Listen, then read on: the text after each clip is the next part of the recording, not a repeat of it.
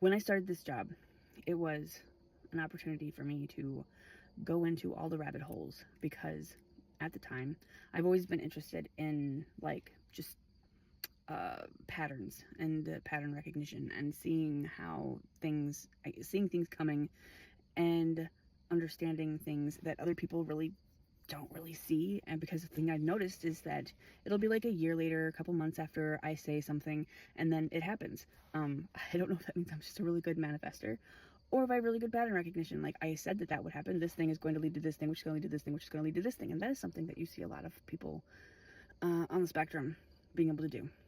So anyway, and so my whole thing when I started this job was I'm going to figure out how to F everything. Like not like I'm gonna do it myself. No, I mean like there's got to be a pattern, some kind of glitch, something that we can manipulate and come out the other end, and the people will have more power and the corruption will not exist anymore.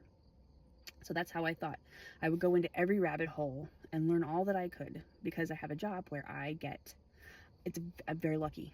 I have a job where I get to listen to my earbuds all night and I can listen to audiobooks. And, and the thing is that, yeah, I'm susceptible. That's what I'm looking for. I'm susceptible to the Dunning-Kruger effect because I'm not an expert in anything. But the problem with experts is that they are so laser focused on their thing that sometimes you get blinders onto the outside.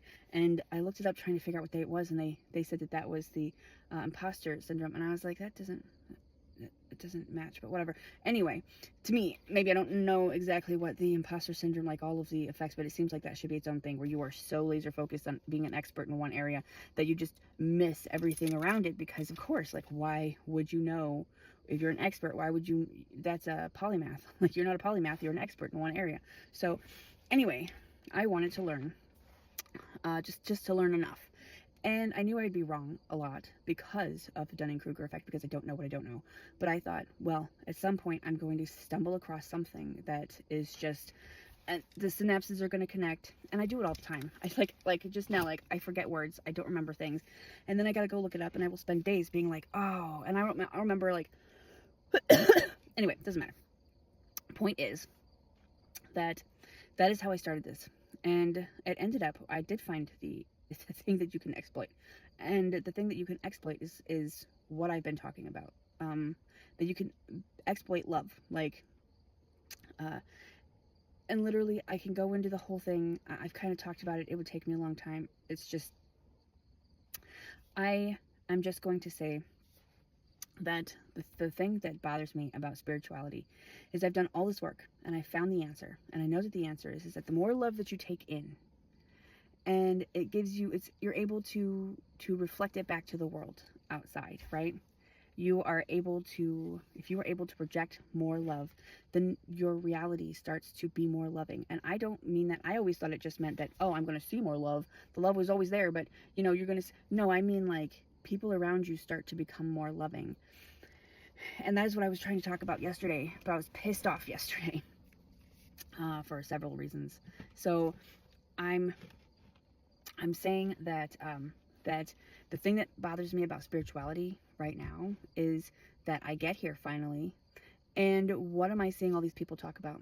The whole reason I left religion, y'all, the whole reason I left religion.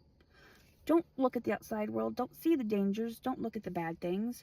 Only look at God. Only see the good things. And you know what I found out when I looked in all those rabbit holes? There's a whole lot of really devious, corrupt people who are exploiting your good nature. They take the things that you are really passionate about, and they use the fact that you are a good person against you. And they use the fact that you are not looking at the periphery. And it's so hard to think that the answer is to not look at the bad things if you want only good things. Because that's what I wasted most of my life doing, because I thought that's what I was supposed to be doing. And it's not. You have to look at how bad it gets, because that is literally, okay, I understand that if you are a minority, you probably understand this better than most. But if you're like me, like I grew up not looking and not knowing where to look, and that's not an excuse. It's not, I think that white people right now in general, and I didn't mean to make this about race, this was just like, just talking off the cuff right here, that we have had this idea that if we're good people, oh, someone says that you did something bad, that makes you a bad person. That makes you a terrible person. I'm not a terrible person. I'm a good person. Therefore, I can't be racist. Therefore, you are a bad person for saying so. And la, la, la, fingers in the ears. That's a bad thing. I don't look at the bad thing. I just look at God. And you see where we run into the problem? You stop being able to recognize the rabbit holes, the bad things, the corruptions that are being used to exploit you, to lead you like cattle where you're supposed to go. And so now that I'm here in this spiritual place, and I'm trying very hard to be very, very loving, and it can be so easy to lose it. Like I've had it where I start to look younger, and I go to the doctor, and all of a sudden my labs are better because and they ask me, what are you doing different? And I'm not supposed to be like, well, I've been meditating, and I think that Egyptian gods might be popping in there, and hey, did you know that that has a name? And I'm not supposed to be talking about that kind of stuff. No, because that's crazy. I think I said something like, well, I have this fruit smoothie I eat every morning. Even though I have been recording clips. Just today I've been recording. I have some audio or some video clips to share. I'll post those too. But that's the point, is that I don't like this idea that you're not supposed to pay attention, because it is the opposite of what I want to do. And I finally found an answer. And even here, where I finally found the answer that could work, I'm supposed to be ignoring all of the corruption. And it's not that I want to pay attention to the corruption. I don't want to pay attention to the corruption. I just don't want it to exist.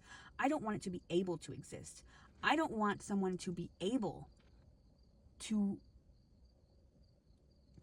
destroy lives en masse and feel like they're doing the good thing because they feed and clothe us. And what would they do without us?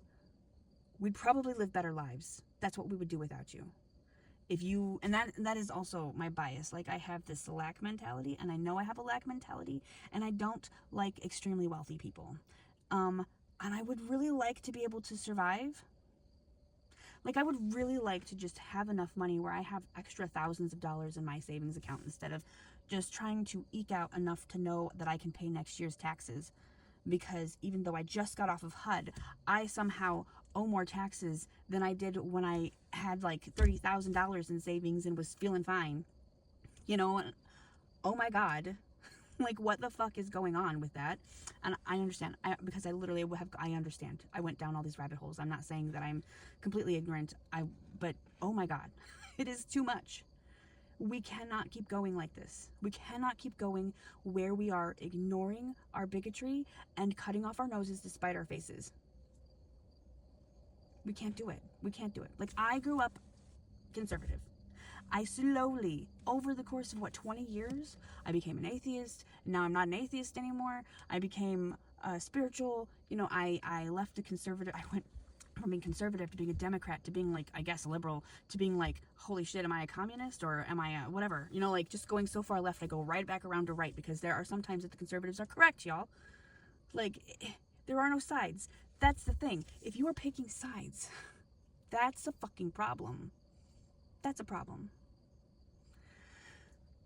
Because it's in the sides. Left, right, red, blue, up, down, whatever. That's where you end up with the emotions, the dark emotions that pull you down. That's where the 3D is, the sides. When you are choosing sides, you are pulling yourself into 3D. And for the non-spiritual people, that would be, for the religious, that would be like, that's where Satan is. For the secular people, choosing the sides is, I don't even know, you get it. So that's my off the cuff rant. I just wanted to say that is what I'm incredibly frustrated about with spirituality, now that I'm finally here and I found a fucking answer. I can't even figure out how to make people, like, pay attention to the fact that that is the answer. I have no idea how to do it. I don't know how to do it.